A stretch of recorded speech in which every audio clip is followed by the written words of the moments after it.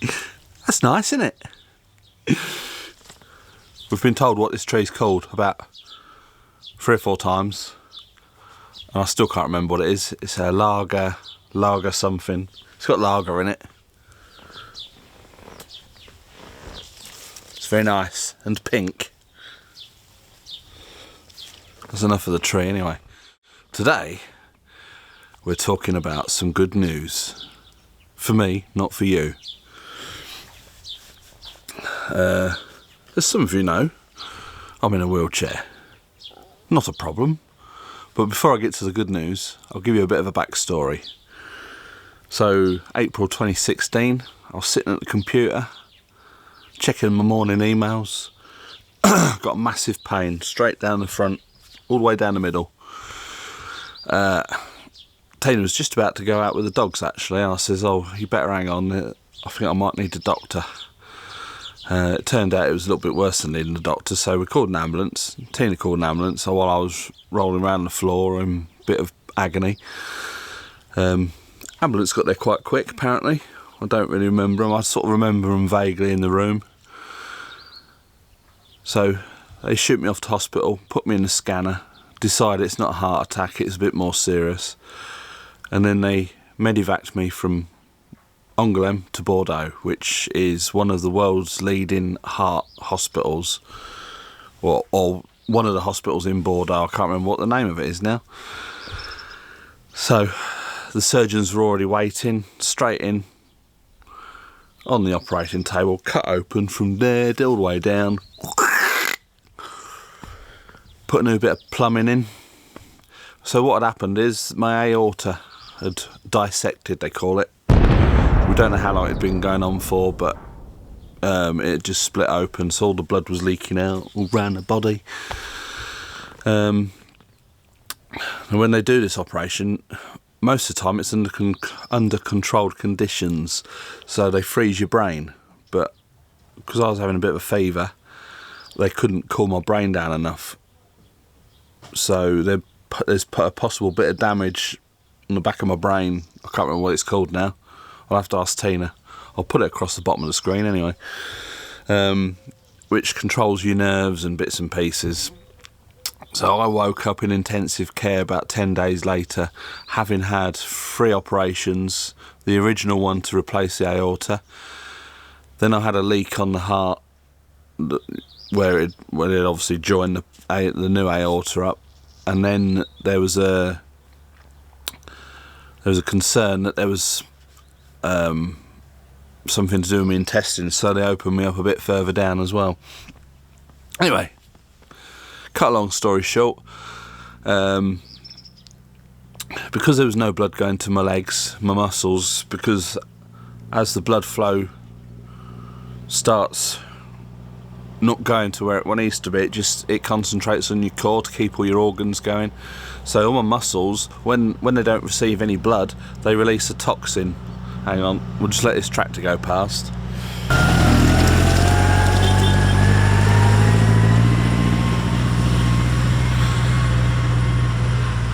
So the muscles release a toxin into your body. That's all going round. So, and then all the drugs that they're pumping in. So the next thing that happened was my kidneys packed up. So they then put me on dialysis.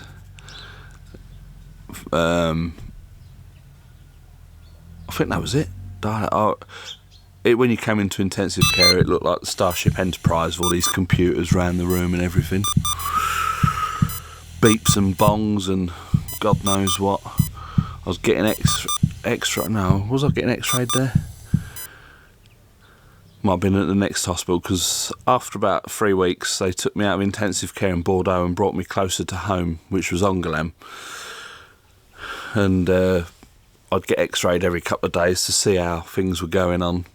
First time it came, they walked it into the room. It's a mobile x-ray machine, and it's all painted up like a bloody giraffe.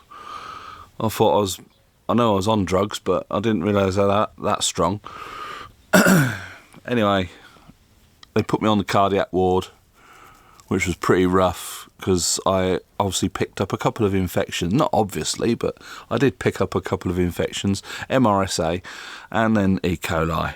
which we didn't get to find out until right at the very end. So I had all sorts of people nagging at me to get out of bed, but when I got out of bed, I'd sit there for about 5-10 minutes, go dizzy, throw up. They'd put me back into bed. That was going on for weeks and weeks, but of course I didn't know what was causing it, but now we do. I was all infected.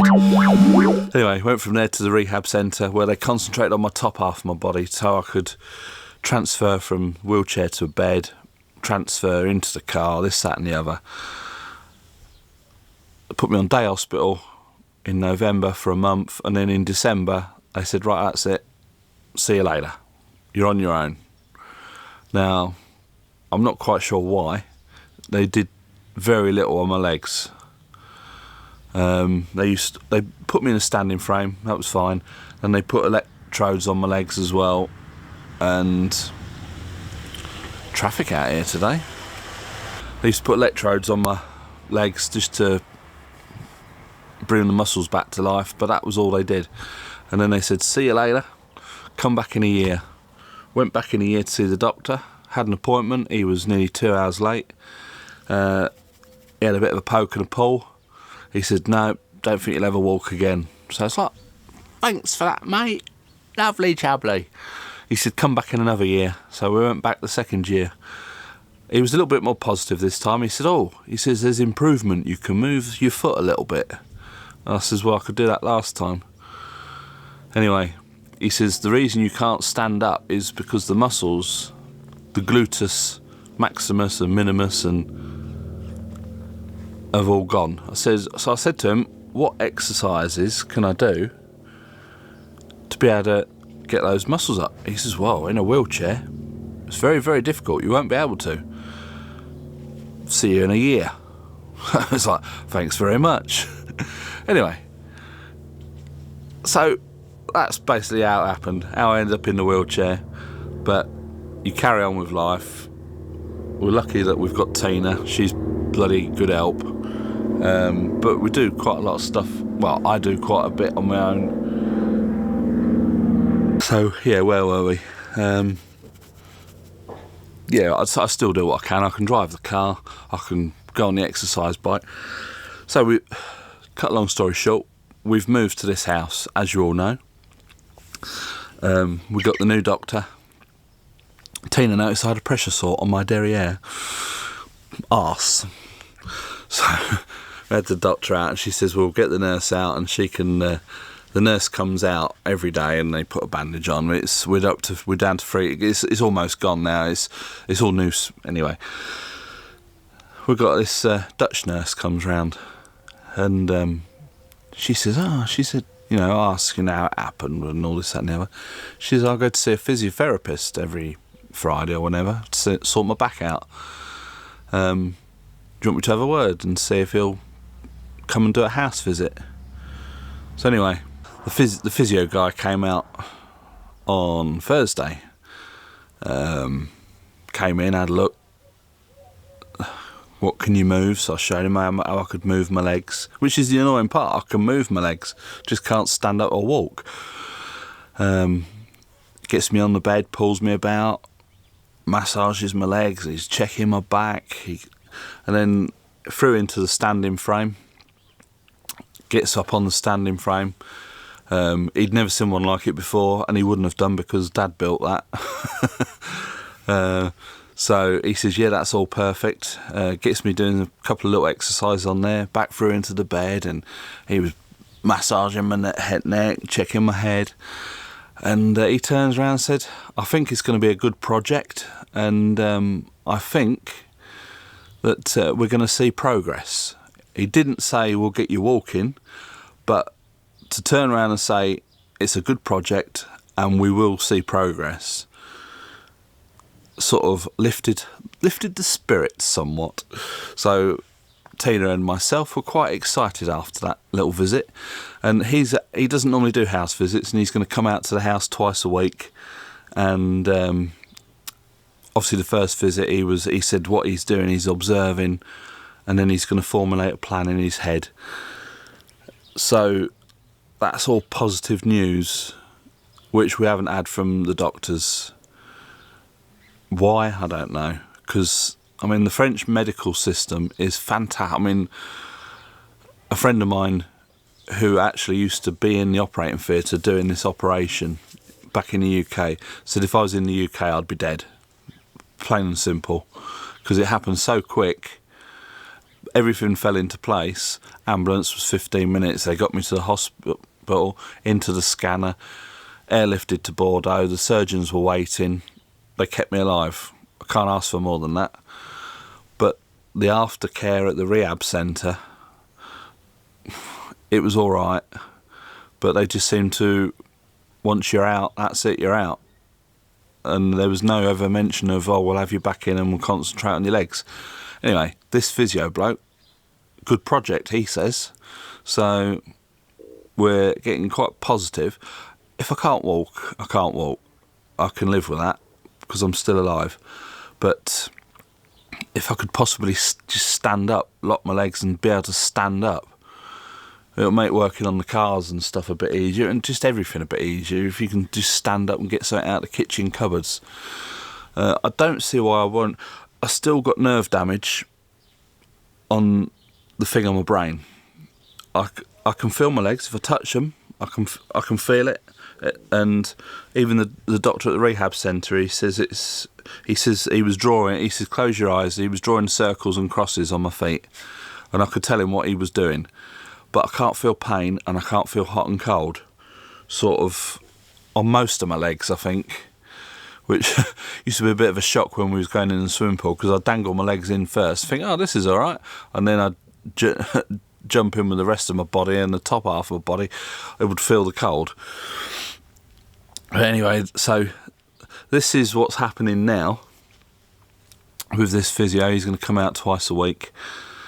What I'm going to do, you don't have to watch them at all.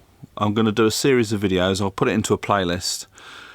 It's mainly for us to see progress over the years, but every month or so, if we feel that there's a lot of progress, I'll do a video and put it into a playlist, and so we can see the progress. You're all welcome to have a look at the progress as well. I'm just putting it on YouTube, and for us it's going to be a record of how things are progressing, because if we do get a good progression, we're not going to notice it, because it's a little bit. If we do a video like after the first month, I'm not allowed to exercise without the physio at the moment. He says for now, do the exercises with him twice a week, and then build it up, because the muscles in my legs haven't been used for 3 years and we don't want to be doing any damage. Once we can start exercising on our own, like every day, I shall do some videos, and then probably once a month I'll do another video just to show the progress, and then we can look back and say, yeah, we've come quite a long way, sort of thing. Because, yeah, for us, it's a little bit here and there. But if it's like every 1 month, every 2 months, you're going to see, hopefully, a big improvement. So that's the plan. I'm not asking you all to watch it, but so I know some of you will be interested. But yeah, it's getting quite exciting. Yeah, I've forgotten what it's like to be 6'4". So yeah, that's pretty much all of it. All of this video taken care of. I'm not going to go for all the likes and subscribes, because it's not that sort of video. It's just going to be just a bit of an introduction to this paraplegic progress. So yeah, I'll leave it there. From me and Tina, stood behind the door waving.